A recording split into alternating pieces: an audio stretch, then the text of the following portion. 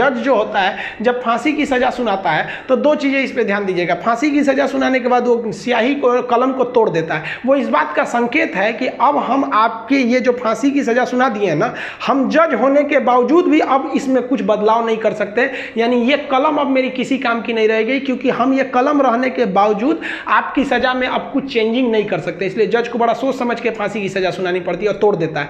ये तोड़ने की प्रक्रिया एक संकेत है, ऐसा नहीं है कि उसमें तो दूसरा कलम से नहीं लिख देगा। ये केवल एक दिखाने के लिए संकेत होता है। कैसे दुल्हा जाता है तो एक परछावना होता है उसका, वैसे एक तरह से समझिए तो ये। और इस पे लिखा जाता है टू हैंग टिल डेथ, लटकाओ तब तक जब तक मर न जाए। क्योंकि इतिहास में एक बार घटना हुई थी, एक जज साहब ने फैसला सुना दिया था कि इस अपराधी को फांसी पर लटका दिया जाए। अब जब उसे लटकाया गया तो कहा जाता है कि वकील जो था वहाँ पे ऑब्जेक्शन कर दिया कि लटका दिए, अब हटा दीजिए, क्योंकि आपने ये कहा है कि लटकाया जाए तब तक जब तक ये मर न जाए। अब तो लटकाने का फैसला दिए तो फांसी पर लटक गया, अब जल्दी उतारिए। इस तरह की एक कई सारे पहले के मिथ हैं। अब इसके 100% सत्यता की हम गारंटी नहीं लेते हैं, क्योंकि ऐसी कहानियां बहुत हैं। तो वो लिख देता है कि हैंग टिल डेथ, तब तक लटकाइए जब तक ससुरा मर नहीं जाता है। तो फांसी की जब सजा दी जाती है तो जल्लाद जब सजा दे देता है तो वहाँ एक मजिस्ट्रेट रहते हैं, एक डॉक्टर रहता है और जेल सुप्रिटेंडेंट रहता है। फांसी पे लटके ही रहिएगा, डॉक्टर चेक करेगा, ससुरा अभी बचल है, छोड़ दो, अभी 10 मिनट और छोड़ दो।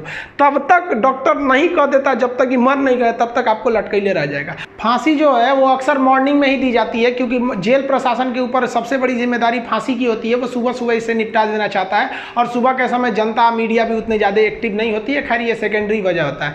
फांसी घर में जब कैदी को लाया जाता है तो जल्लाद इस कैदी का चेहरा नहीं देख पाता है, क्योंकि पुलिस पहले ही उसके चेहरे को काले कपड़े से ढक देते हैं। जल्लाद जो होता है उसे काले कपड़े में पहना के फिर फांसी पर लटकाता है। इसे कपड़े ढकने का एक और रीजन है कि जब फांसी लगाई जाती है, किसी को फांसी दिया जाता है, तो उसके आंख वगैरह काफ़ी मतलब तड़पता है, तो एक होता है ना कि थोड़ा सा खराब लगेगा उस वजह से। तो यहाँ पर जो जल्लाद होता है इसे पहले ही, इसको फांसी लगाने से पहले इसे कपड़ा ढक के इसको लटका दिया जाता है। लटकाने से पहले इसे जब फांसी देना होता है तो उससे पहले इससे पूछी जाती है आखिरी ख्वाहिश। यहाँ वो अपने पसंद का खाना खाने को कह सकता है, अपने रिश्तेदारों से मिल सकता है, या कोई धार्मिक ग्रंथ कह सकता है कि हम उसको पढ़ना चाहते हैं। इससे ज़्यादा उसकी कोई ख्वाहिश नहीं पूरी की जाएगी। ऐसा नहीं कहेगा कि हमको मर्सिडीज में घुमा दीजिए, ये मरने वाला होता है, इसकी ख्वाहिश क्या बची रहती है। इन सबको तो अपने तबीयत खराब हो जाता है।